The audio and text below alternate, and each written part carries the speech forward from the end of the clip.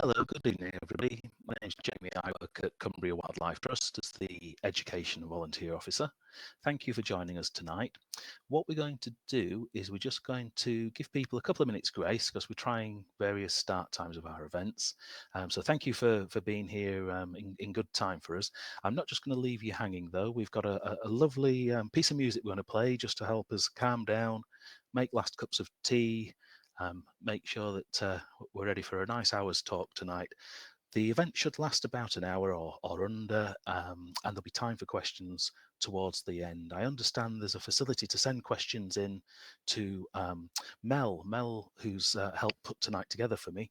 Mel started as one of our apprentices, and I should mention she's done a brilliant job over the last couple of years for the Trust, and she's kind of pioneered this new technology for us to deliver these talks. So Mel will be shepherding any questions and passing them on to me, and we'll hopefully look at them towards the end. It's a brand new talk, so there might be things that go wrong, but we'd never get anywhere if we didn't try, would we? So I'm going to attempt to play a song called The Lost Words Blessing for you. Lasts just about 3 minutes or so, just to give people time to attend. We're missing around a dozen or so people. We should have quite a number of us here tonight. So thanks again for joining us. I'll pop this song on for 2 or 3 minutes and be back with you very shortly.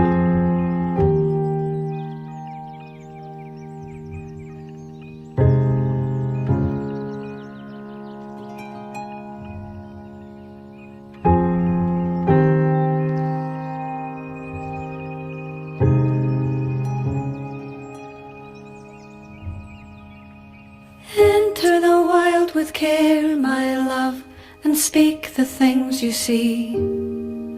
Let new names take and root and thrive and grow. And even as you travel far from heather, crag and river, may you, like the little fisher, set the stream alight with glitter. May you enter now as otter, without falter, into water. Look to the sky with care, my love, and speak the things you see. Let new names take and root and thrive and grow. And even as you journey on, past dying stars exploding like the gilded one in flight, leave your little gifts of light.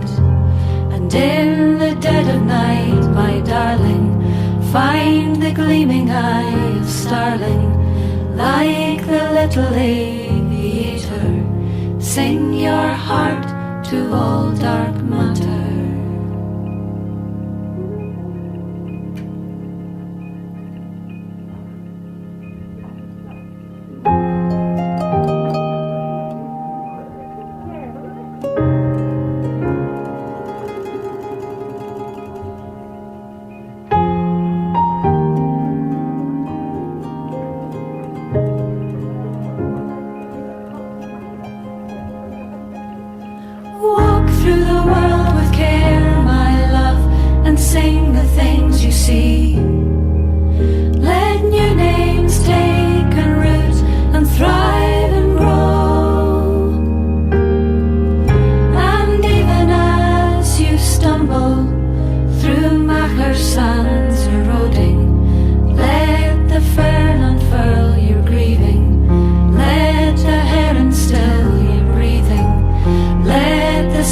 Swim you deeper, oh my little silver seeker.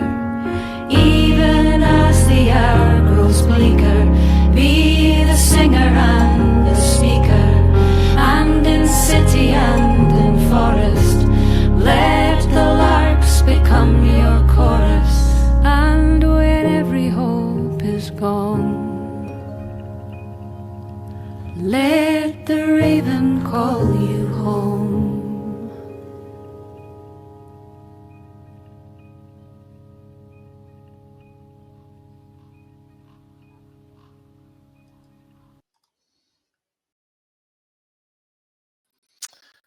Thank you. That Well, that helped me get ready for tonight. I hope it did you too.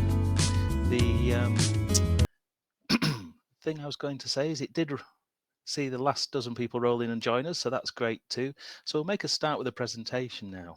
I'm going to disappear off your screens now just because I'll only become incredibly self-conscious if I don't. On winter wildlife, we won't be talking about polar bears and penguins. Well, penguins just a tiny bit because it's oddly it's relevant, but winter wildlife and why this is as good a time as any for enjoying wildlife and thinking about where we might go. The reason I've started with this is there's just an interesting question for us to be thinking about. We'll come back to in a few slides. This emperor penguin here, why don't our feet freeze? Wildlife can survive in all kinds of places, and one of the most interesting talks I attended was with the Kendal local group, a chap called Ian Hodkinson, who stood up at the start with a talk all about the Arctic and announced he wouldn't be talking about polar bears. He'd come to talk to us about interesting things, to talk to us about things that lived inside ice itself. So winter's full of surprises. We'll come back to why penguins' feet don't freeze shortly. Before we go any further, I think it's worth us just thinking ever so quickly about what winter actually is.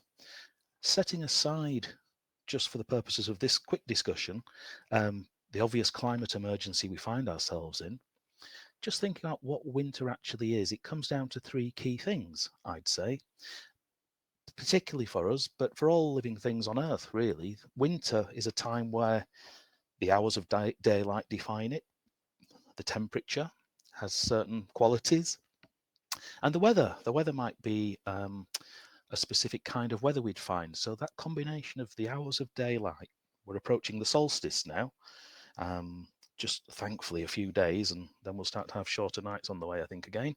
But the hours of daylight, the temperature, the weather, they all play a part on the availability of food and also the safety of things that might be found and eaten or things that are looking for things to eat.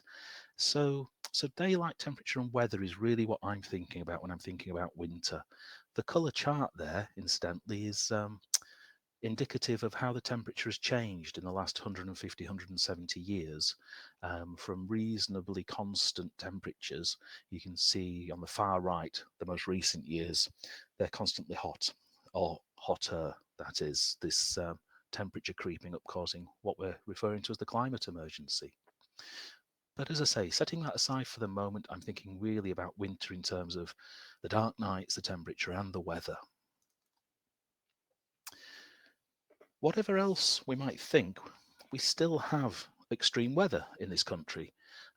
In this slide, we can see two examples, one from before I was born, and the big freeze of 1962 to 63, where a whole month the temperature was below zero and there was incredible amounts of snow. It was the coldest on record for 200 years. That picture is actually from Durham, just across to the east of us here in Cumbria. And people think about these infamous winters, 1947, 1963. But actually, we still have extreme events. In 1982, I remember I lived above the snow line in a Pennine village, but we had snow, not quite as they had in Durham there, but certainly a good third of the depth there. Looking across to the right, there's a picture taken on the 7th of January 2010. That's when, effectively, I think Google Earth or a satellite was passing overhead and found that pretty much everywhere in the country was under snow that day. It didn't last necessarily very long.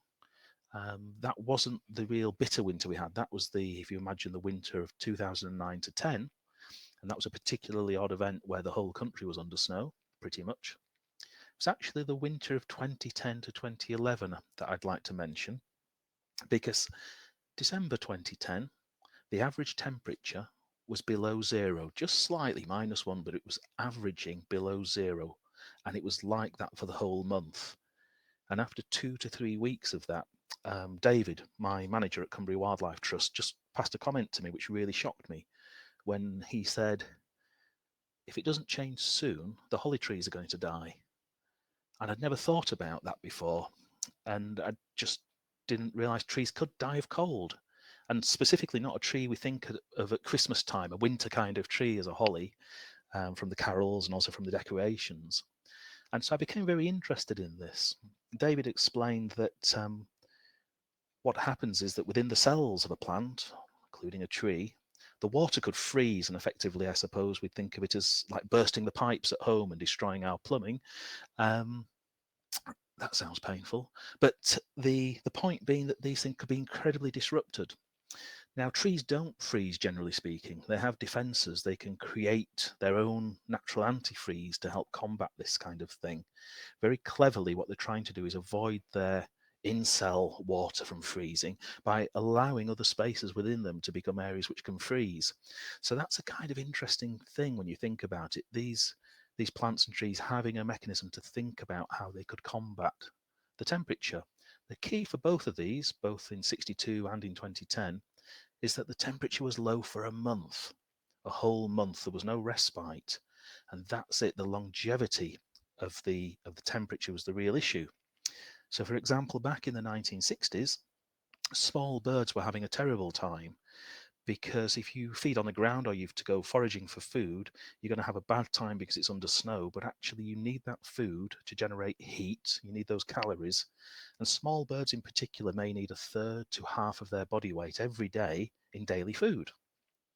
Unable to get that kind of food, they're just going to die. And it was estimated, there's a program recently, it's available on iPlayer, called Winter Watch, The Big Freeze.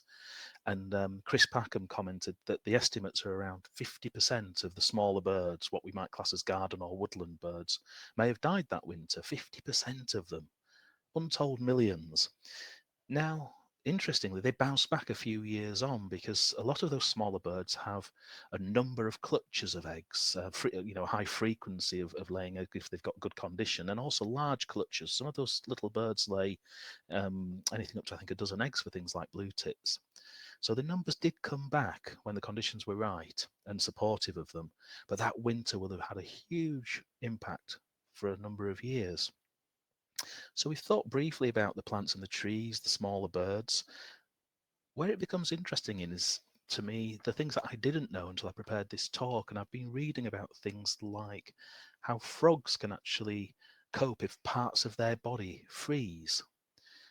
Also about animals that can reduce the size of their organs, their heart, their lungs, various organs. They can make them smaller. They can change what they need to do in order to survive, change the amount of energy going into living. And we'll talk about that in more detail. But this amazing thing is that they're changing effectively their physiology, their bodies, the way they're actually made in order to survive. When it's a shock, there isn't necessarily time to do that. When you've got a gradual transition into winter, you've got time to change things and plan and prepare in different ways. The shock of this big winter, as I say, was things like a third to half of the birds being killed off. Now that creates an awful lot of carrion. So if you happen to live on carrion, on dead animals, you're probably going to have a reasonably good time of it. And what was observed is that birds that didn't converted to eating carrion. Instead of eating seeds or foraging, they moved over to eating carrion. Of course, we've got some rather gruesome parallels of that with stories of survival from the explorers in Canada and the plane crash in the Andes, where even people have made certain adaptations, I guess. But that's all far too gruesome to talk much more about tonight. We'll move on from these extreme ideas into something a bit more cheerful.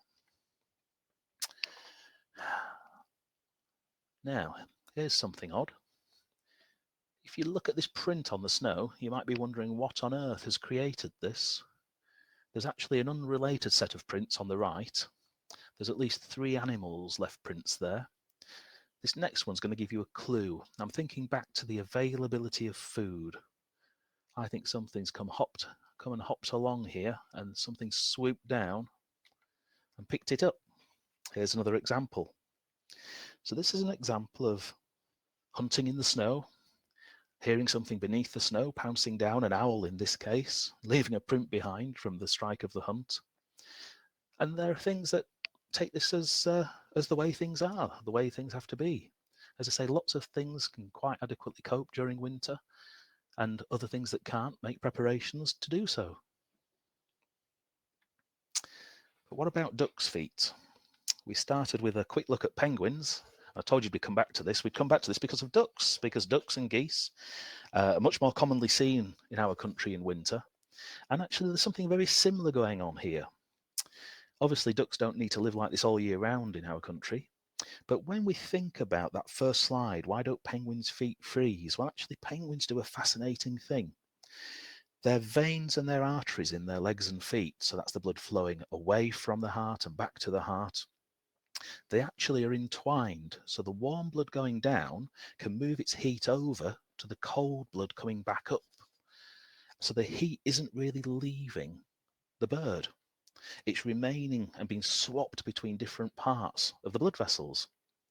And that's essentially what ducks are doing here. They, rather than just having the blood go down and get incredibly chilled, they actually set up with lots of tiny, tiny blood vessels to spread out that blood flow much more thinly to retain the heat within inside their body. All they're trying to do is to stop their feet from freezing, not trying to keep them warm. That would be an incredibly difficult thing to do.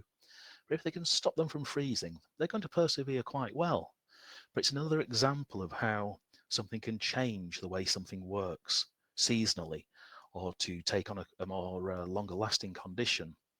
What is interesting to me is when people have been rehabilitating animals like ducks and geese, if they've had them indoors or in a warmer environment, they can't suddenly release them to this cold environment because they wouldn't have had an inkling of what to expect, and they wouldn't have prepared themselves in the right way. So whereas penguins are built in a certain way to deal with that constant challenge, ducks and geese actually adapt as they need to go along and change to meet the conditions as they approach.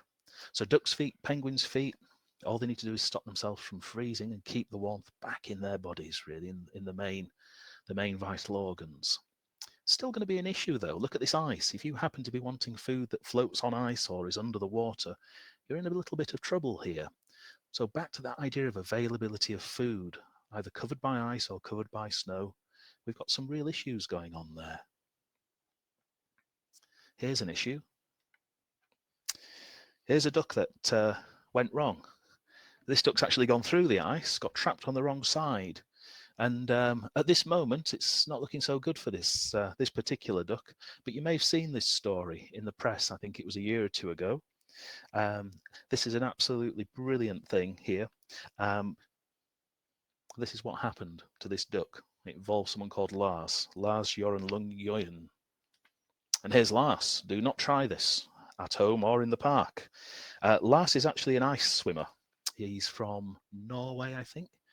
And he happened to be out for a swim, so he was already dressed for it. Well, I say dressed for it. He clearly swims in swimming trunks. But yeah, Lars leapt in, having seen the duck get into a predicament, and broke the ice away, lifted the duck out, lifted himself out. You'll see the duck looking none too impressive there, but Lars performed gentle resuscitation. He's a researcher, I think, by profession. And this story in particular has a rather happy ending. Living proof that wild swimming can lead to elation. Although looking at that duck, I'd say possibly some confusion too. But it's clearly done Lars the world of good to lend a hand for some wildlife that got into difficulties there. I just thought that's a kind of awesome thing. And as I say, I'm not saying we should get into ice swimming, or at least not quickly. There are people who like to chill swim and open water swim and prepare in a big way to do that kind of change, just as we've talked about wildlife needing a gradual transition. It's not something to be taken lightly. But I think that guy is just a great example of Scandinavian awesomeness. Speaking of which,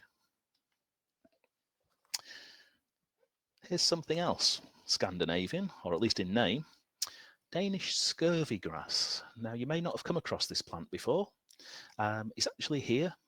It's a native plant, despite its name, Danish scurvy grass, and typically it grows in sand. It's a coastal plant, and people who are into wild food foraging recommend using the smaller leaves for salads and using the flower buds as a hot alternative to using capers. So it's a plant that some people specifically look for. As I say, something that would grow here along dunes and sandy areas, sandy ground. So how can we explain this next slide? Here we are. You can see from the number plate we're somewhere in the UK, and the entire line of the roadside there, that little white flower we can see is all Danish scurvy grass. And if you look alongside the flower, you'll see how all the grass has disappeared. It's all really been sort of scorched back. Looks quite poor there, really. There's two things that have led to this, and it's a really fascinating example of just what plants will do. Plants are only interested in taking over the world, generally speaking. They're looking for places to live and to spread and to reproduce. And what's happened here is this Danish scurvy grass, remember, growing in coastal areas, in sandy areas, it's a salt tolerant plant. It's quite happy with a salty environment and salt splash and so on from the sea. So here we are in an urban area with this flower growing right along what looks like maybe even an A road, a busy road. In fact, Danish scurvy grass has spread along all the major road networks, certainly in England and probably further afield into the UK. And the reason for that is that we'll have found already the gritters have been out spreading rock salt, adding salt to the environment. This is an interesting issue. This has led to some good discussions at work around, are the roads oversalted at times? Because if we think of our roadside verges, that salt causes a salty runoff. What does it lead to? And how is it used? Obviously, we need road safety.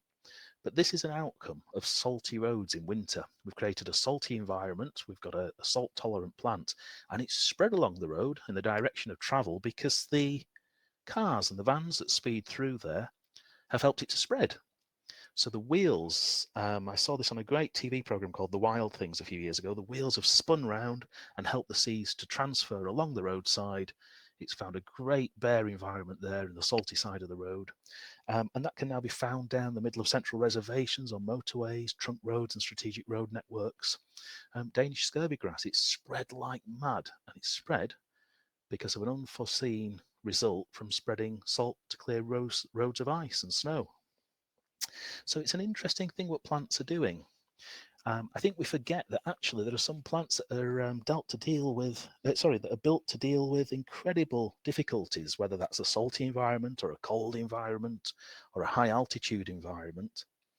Which leads me to my next idea, really.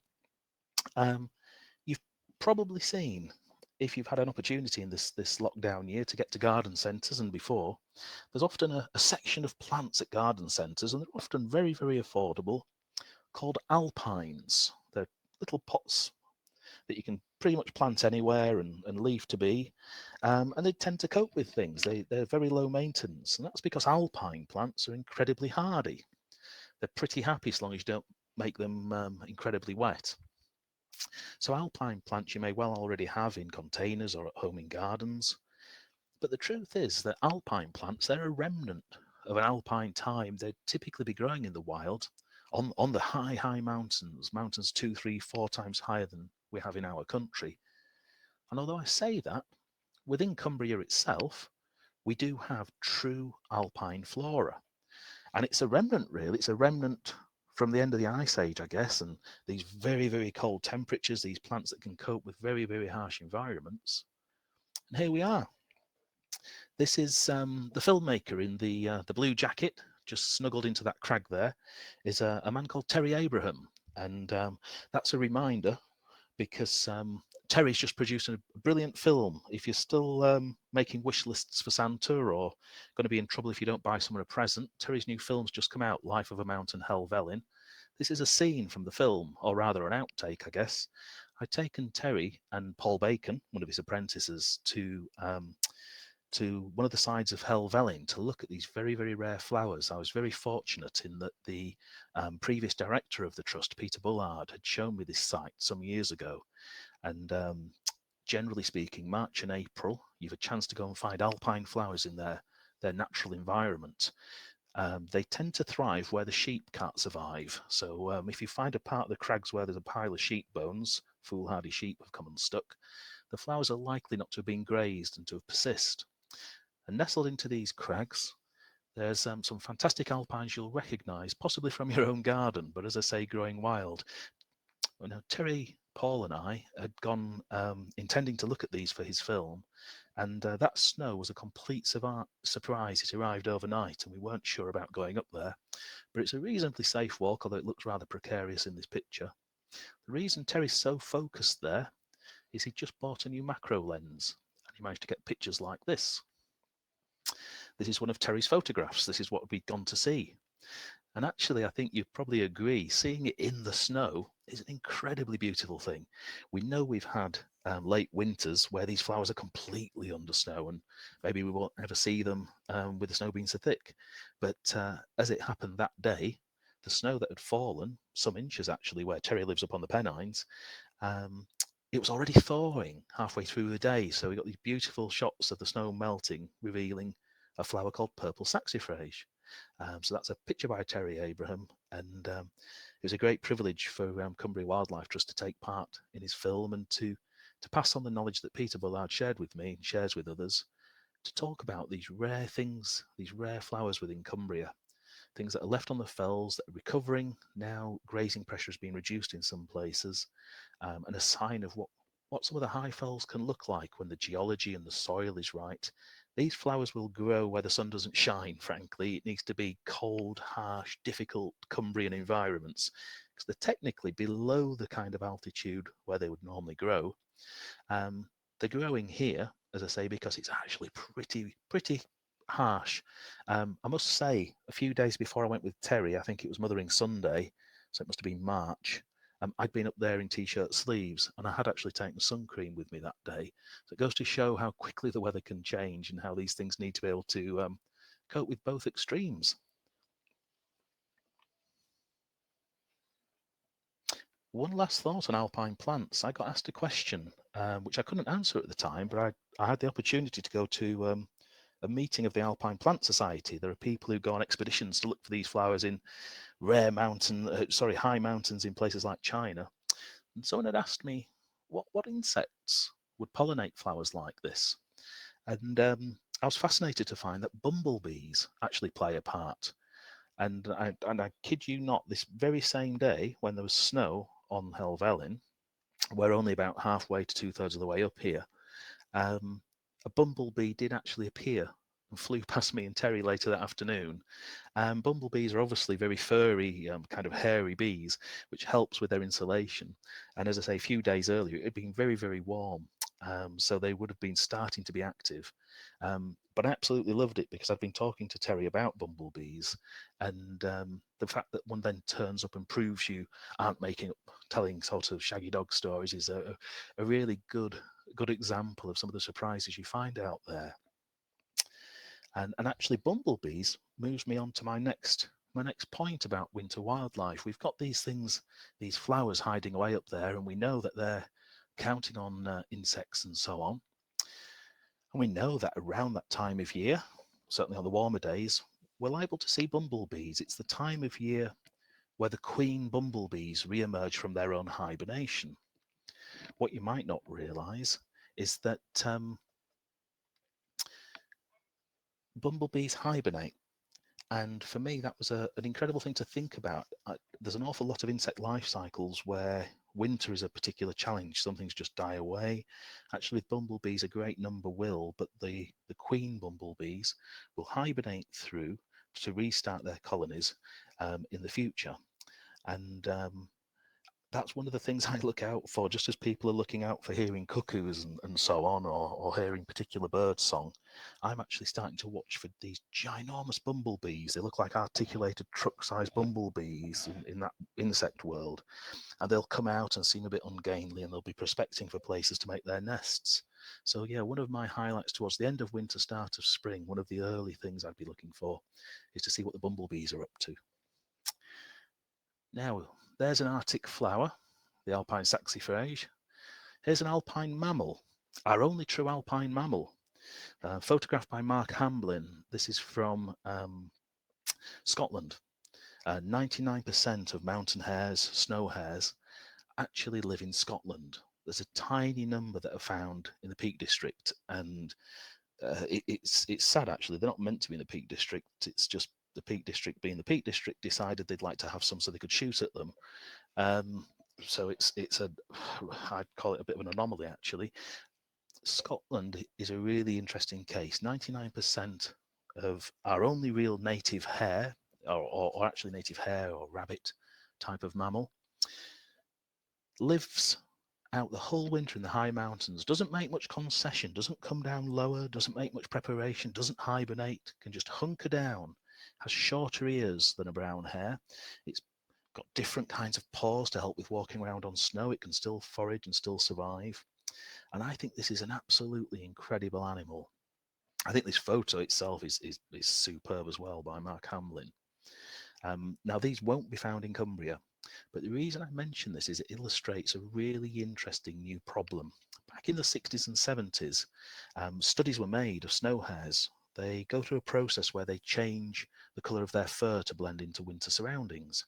So they gradually turn white. This one's only partially through that process, I would say, here. Perhaps this is early snow. What they found in the 60s and 70s were that hares and their change of colour seemed to be very, very routinely around the same date each year, specific to the areas they were in.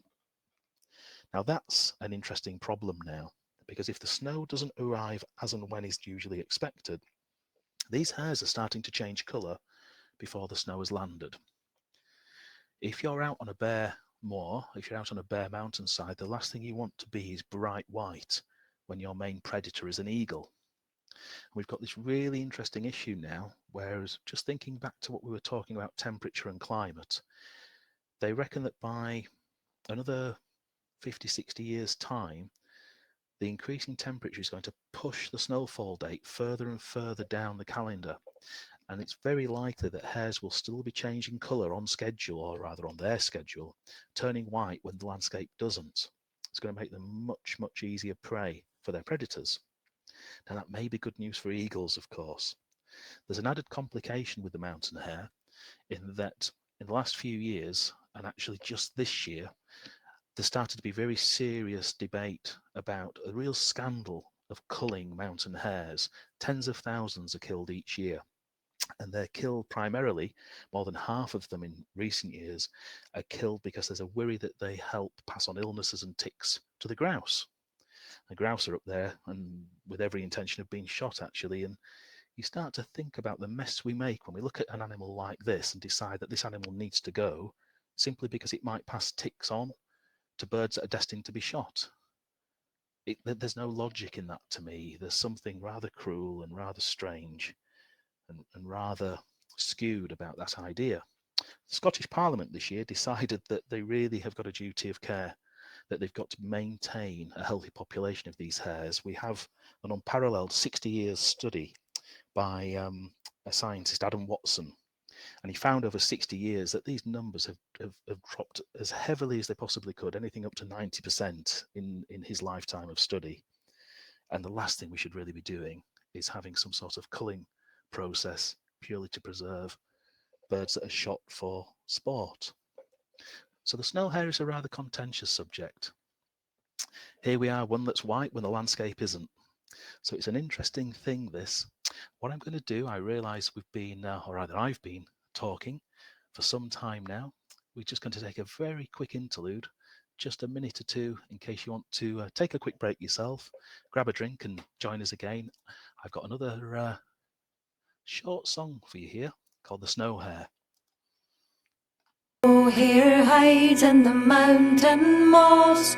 Oh, the sleet is falling. The snow hare hides in the mountain moss. Oh, the dark is rising. By the cairn of the goose he hunkers down in the heather. He longs for the veil of snow to come and cover him over. The hare he waits on the highest still, but the snow is no more falling. The hare he waits on the highest still. Oh, the dark is rising. By the rock of the stag he shelters in from the weather. He prays for the veil of snow to come and cover him over.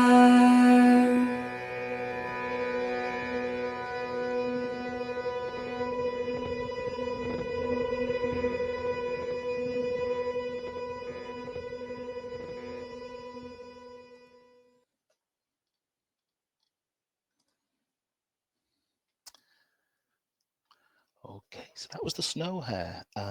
The song at the start, the blessing and the snow hare, you'll see at the end, it was mentioned a part of an album called Spell Songs.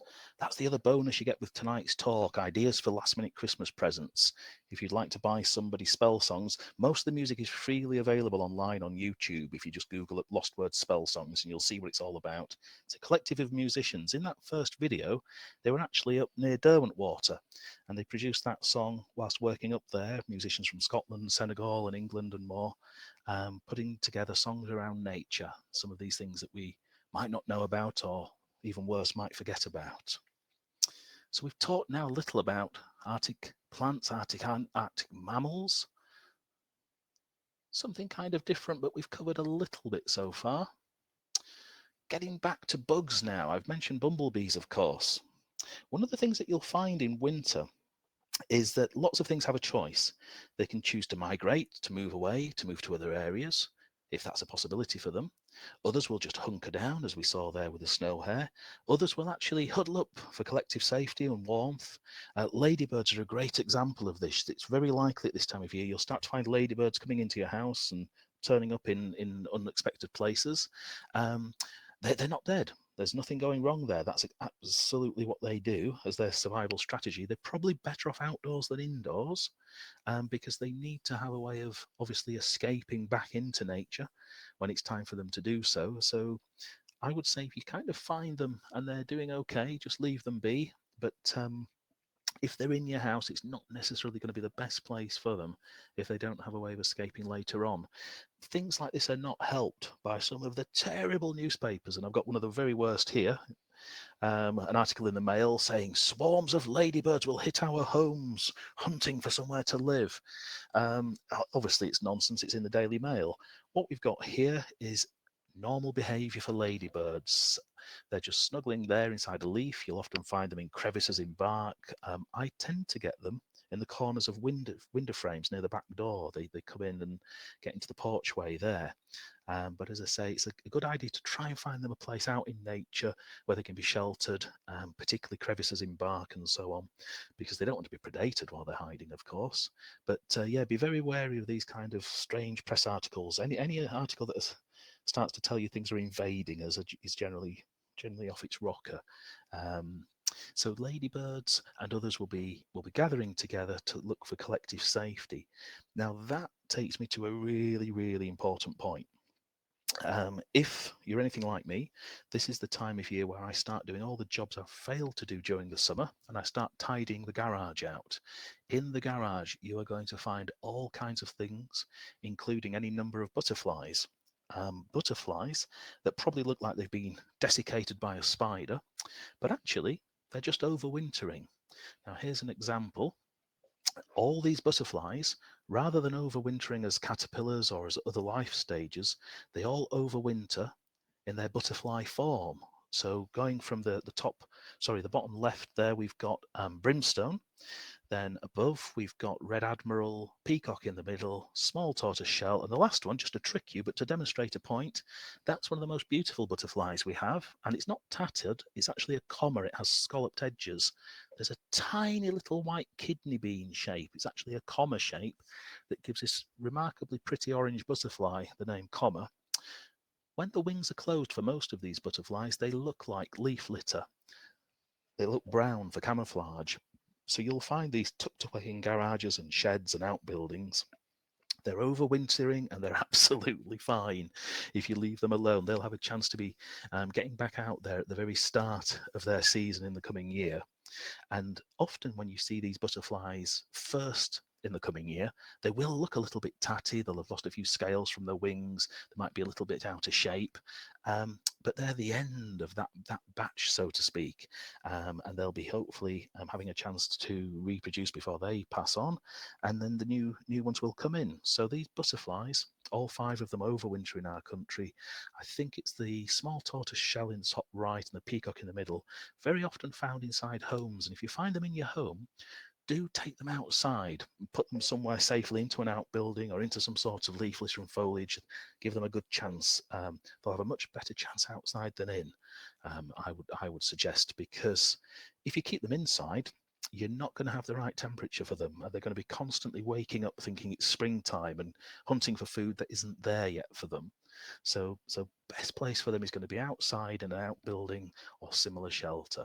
So butterflies, as much as we think of them as a mark of high summer, or perhaps some of the early spring specialists, they're around in winter too, and it's not unusual. I've seen them flying around places like Tarn House among the bracken in on very, very cold spring days where the sun's just come through for a few hours, enough to wake them up.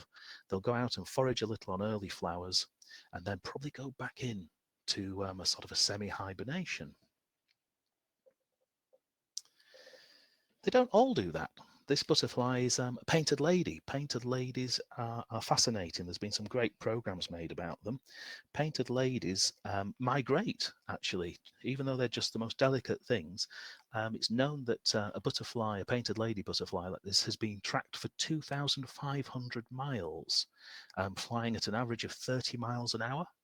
These butterflies migrate generation by generation, 2 or 3 generations in one direction, 2 or 3 generations to come back. So when I say they migrate, the ones that we see, we're not about to see the following year as well. It's just a constant migration. These are constantly migratory butterflies that are always moving on, passing through. But what strikes me is the idea that something as delicate as a butterfly can fly thousands of miles across different continents.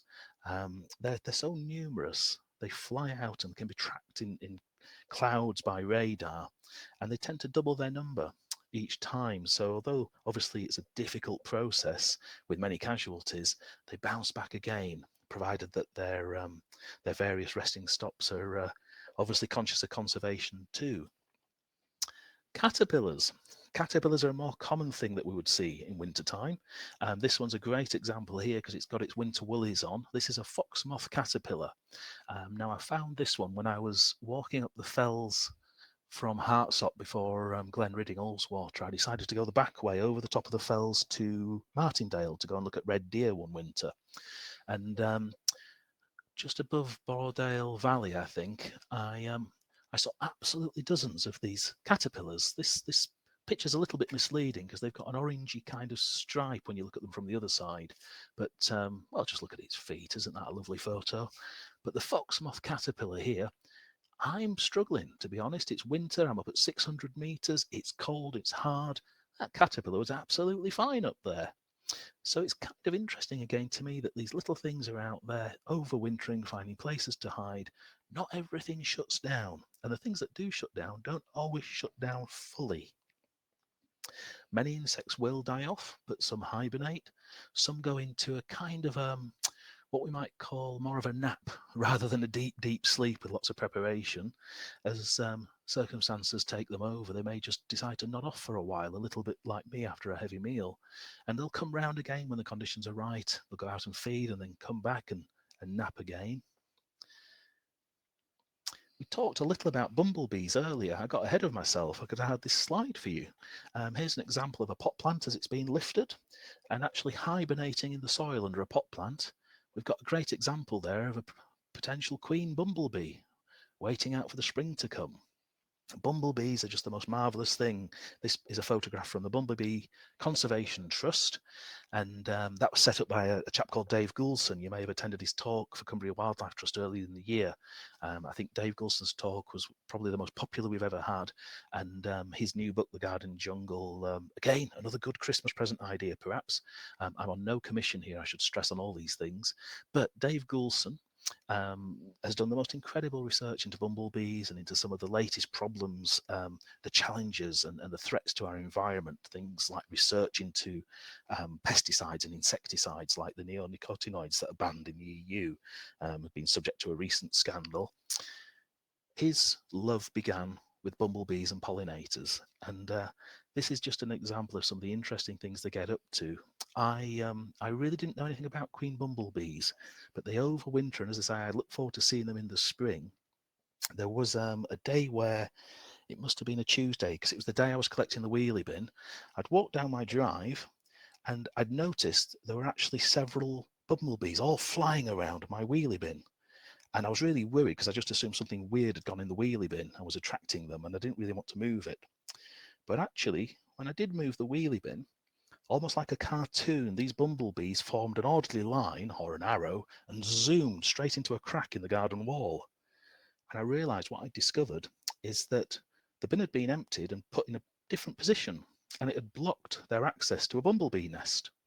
Clearly, a queen had already been active, set up a new colony, had some worker bees, and they were in a great south-facing garden wall. So these bumblebees will nest in small numbers, well, smaller than hive colonies and so on.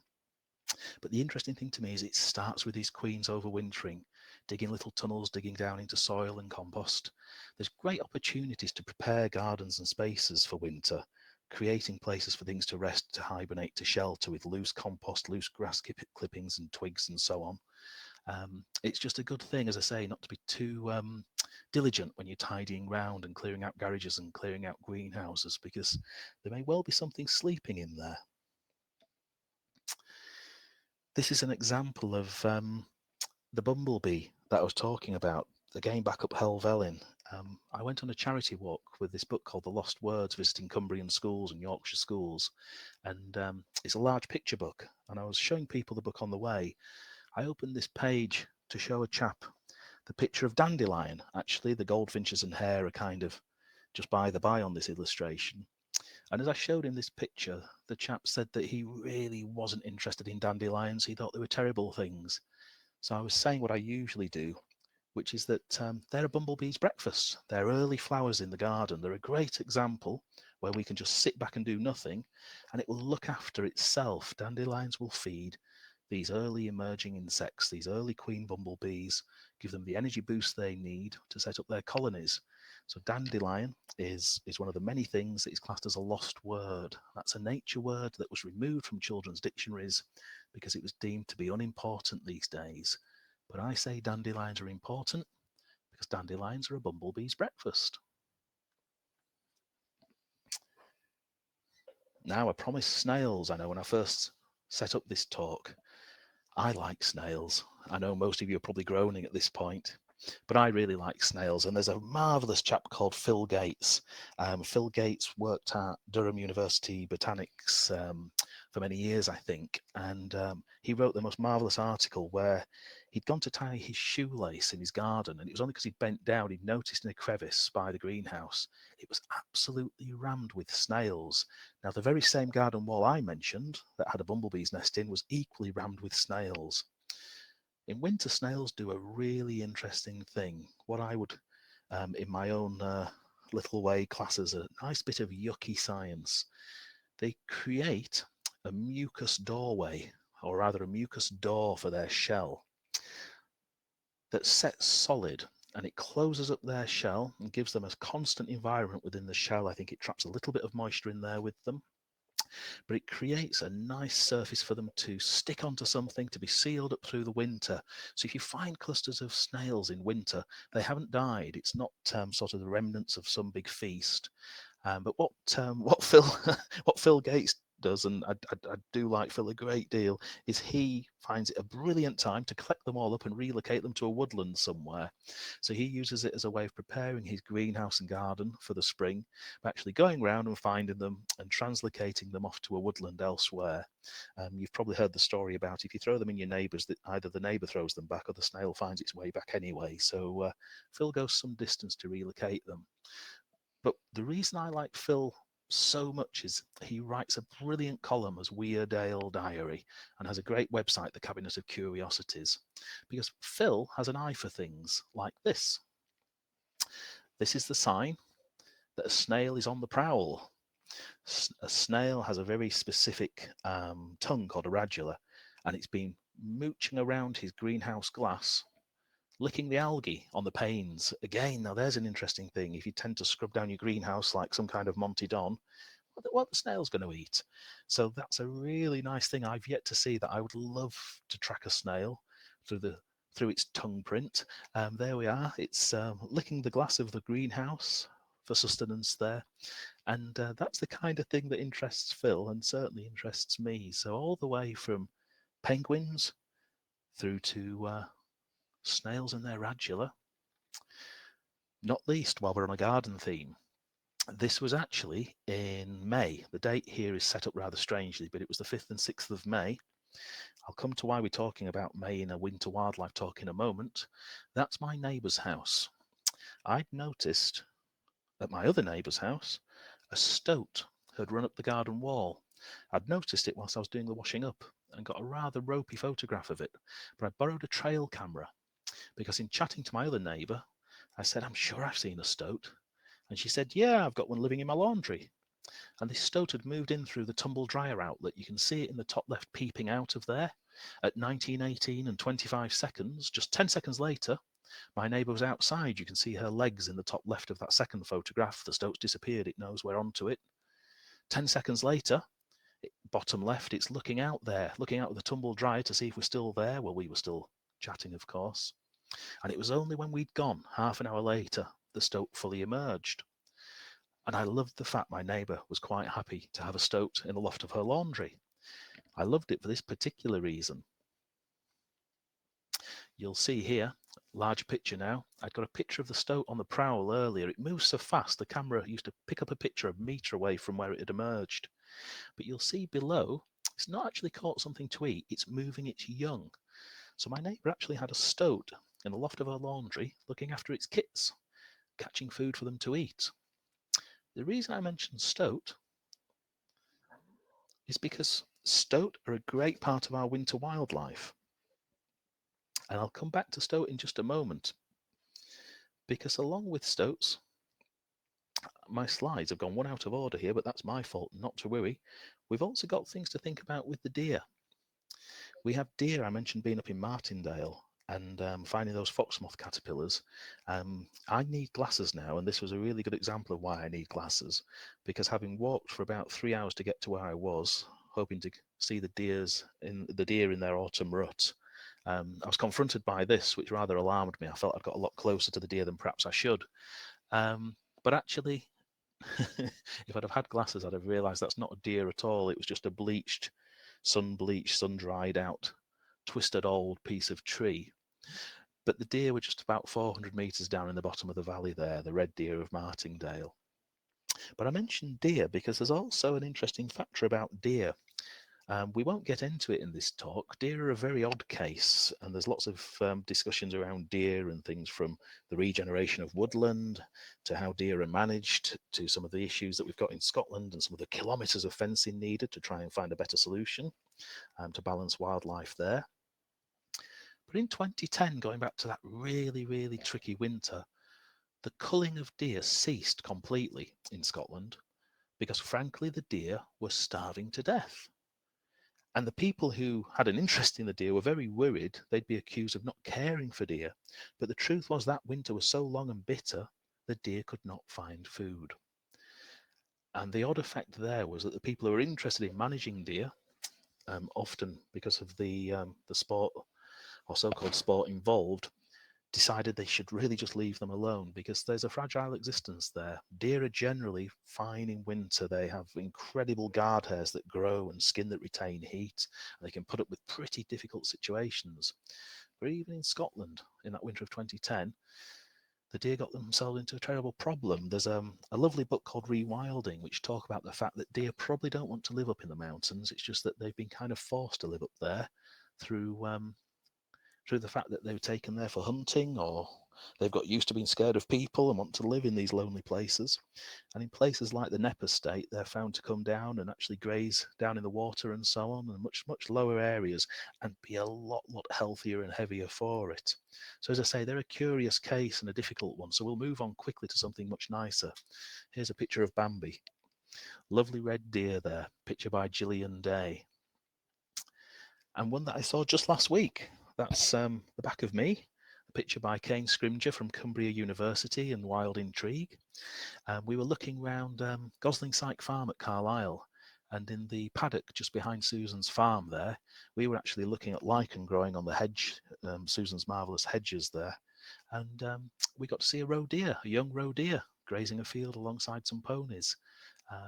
And you can see it's not too far away from me at all. The hedgerows were great cover for observing the deer that we see, and they're active at this time of year, just 4 miles outside Carlisle city centre there, I think.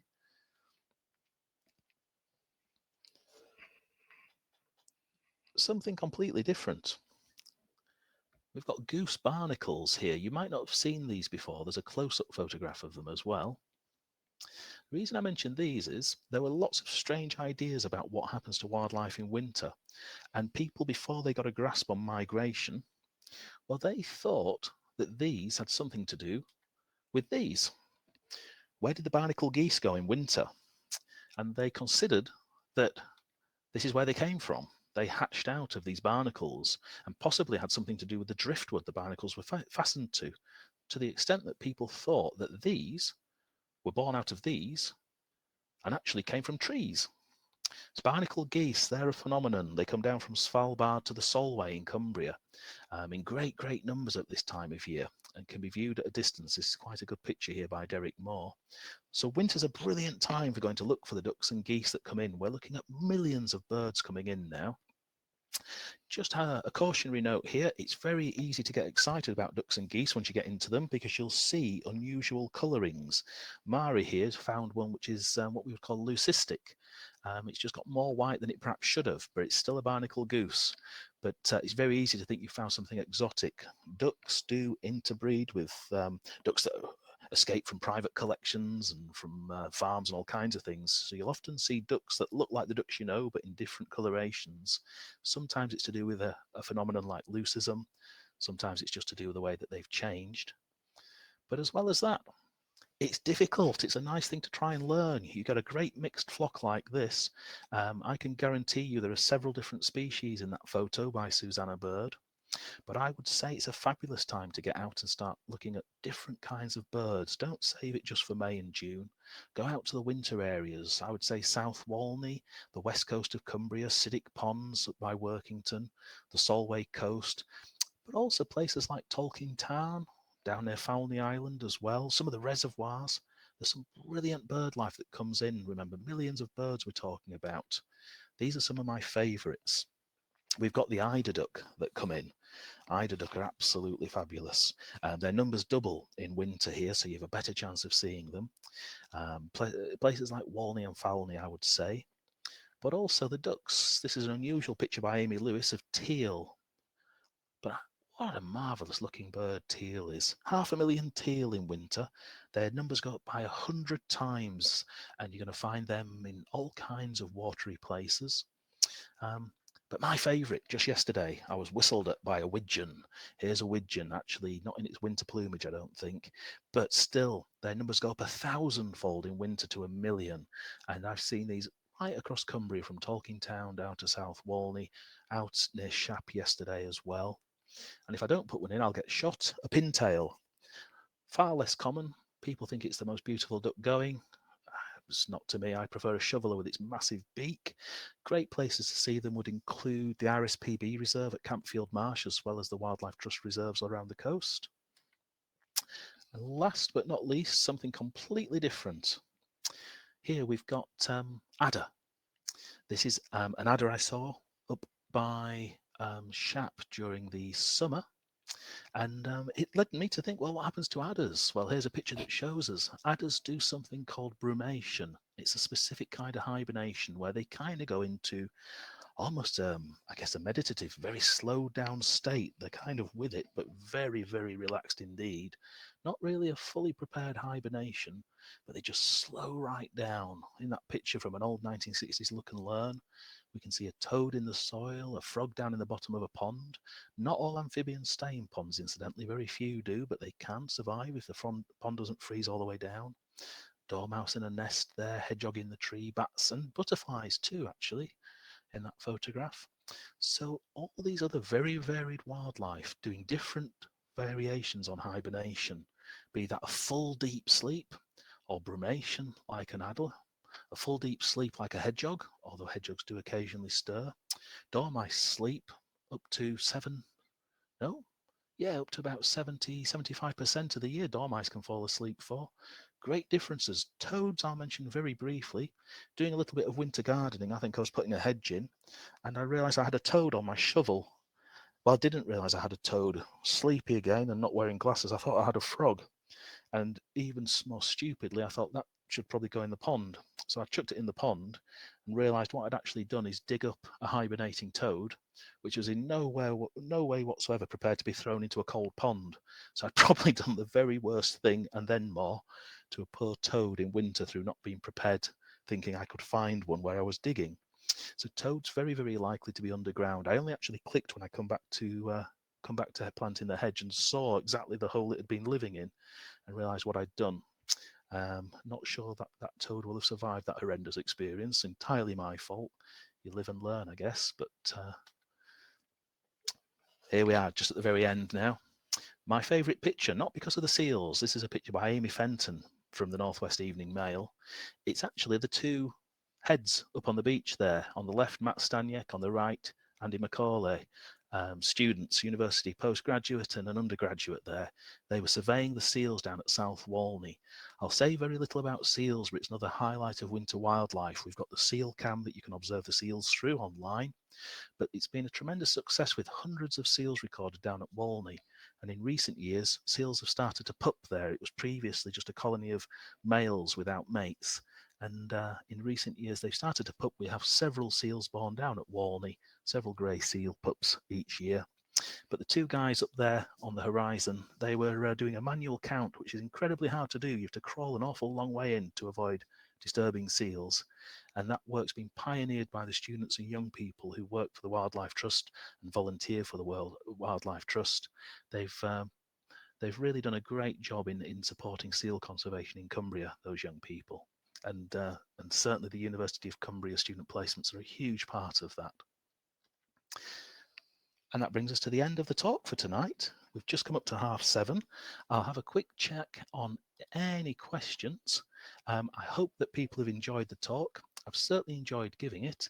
I can see there's a few questions here that I'm going to do my best to answer in the next few moments. But if you do happen to have any questions, please feel free to add them now. And thanks very, very much for donating to attend the talk and for supporting Cumbria Wildlife Trust. I'll be back to give a talk in, I think, January, February and March, which is designed as 3 stages of beginning bird watching.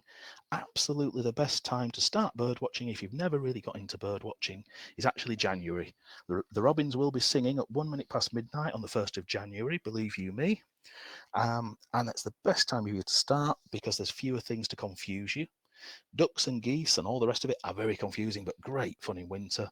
What we'll be focusing at in January will be more like the garden birds that you'll see, the woodland birds, the parkland birds that you'll see around towns and around the countryside. And over 2 or 3 sessions, what we'll try and do is set you up to go out and really enjoy bird watching this winter and spring, so that when things really get off to a great start, you can thoroughly enjoy the spring birds before the migrants arrive, before the birdsong really kicks off, and before the dawn chorus really takes over. So I'll scan down the questions. If I don't answer you live, it's only because I've not done it like this before. I'm looking at this, and what I'll do is I'll actually start at the bottom and work my way up if that's okay with people. Feel free to drop out if you've had more than enough of me, but if you'd like to stay around, I'm here for a few more minutes. And thank you again for attending. Skipping back up these questions, I can see there's a question about, is a Lost Words talk available online? I've given a Lost Words talk actually at Kendal Mountain Festival, which is available online until the end of December. If you go to Kendal Mountain Literature Festival, go to their website, the Kendal Mountain Literature Festival website, then there is a free talk. It's with me and the artist and author behind the book, Jackie Morris and Robert McFarlane, and contains lots of information about the lost words and the lost spells. So I hope that helps answer that. Helping wildlife during the winter, a question from Marta. What I would say there is it comes down to shelter and food. It's the basic necessities, shelter and food. And there's some great examples online of how to build up some nice peaceful places in your garden. They can be constructed out of, if you have anything left, any grass clippings, twigs and so on. Things want to be kept reasonably dry and out of the worst of the weather. But if you look up online the word hibernaculum, There's lots of ideas for building things underground with all sorts of foraged sort of salvaged materials. What I tend to do is just pile up leaf litter. Sometimes I roll it in fencing wire so it's ventilated and create these sort of tubes of leaf litter. But anything that can be dry and out of the prevailing winds can be very useful to provide shelter.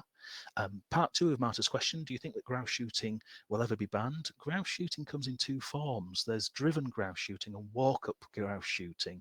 Walk-up is what we might picture as the more traditional of the two. Driven grouse shooting, I can only comment personally, not speaking for the Wildlife Trust. Personally, driven grouse shooting has had its day. I would suggest reading a brilliant book called Inglorious. Walk-up shooting is an entirely different matter. We're not an anti-shooting organisation. I can say that with confidence about the Wildlife Trust. Shooting is often used as a management tool for certain animals. We've mentioned deer, for example, earlier on, to do with the issues they raise with forestry. But there's an element around driven grouse shooting which got an awful lot of publicity recently, to do with the burning of habitats, to do with the poor treatment of peat habitats, and also to do with the sustainability of what it's become as a modern industry, really. So too much to go into tonight, but we certainly, I would say it's just a short matter of time before something dramatic happens with elements of driven grouse shooting. Ducks and feet, similar story about why they stand on one leg. I think there is something about that. It's just reducing your surface contact with the cold ground. I think it's also probably to do with keeping a leg tucked in close to the body. Most things that want to shelter and hibernate will tend to ball up if we imagine the dormouse, for example. So yeah, it's all to do with keeping your core temperature, keeping your vital organs working. Although, as I've said in the example of things like shrews, they can actually shrink things down, including some of their organs, to use far fewer calories, to use far fewer things that consume their energy through winter. And a question from Janet, do we know if ducks are comfortable or if they are feeling cold? I couldn't ask that. If I ever meet Lars, I'll see what Lars has got to say about that, the duck rescuer from Norway. And then just skipping back to the top, I think, and back down to the bottom, that's all the questions bar one last one. Solitary bees, will they be all right over winter? I've got a wooden nest box which they've nested in. Last question then, I would say, I would have a little look online about this. There's differences between different types of bees. Some burrow into the ground, some certainly will use shelters. Dave Goulson and the Bumblebee Conservation Trust is a great source of information there. And our project, Get Cumbria Buzzing, which supports all pollinators, will probably be a great thing to look into, Get Cumbria Buzzing, to see what they can tell you about specific different differences between the bees. Thanks very much, everybody. I suspect we should finish there with the end of a red squirrel and the end of a talk. And thank you very much for attending.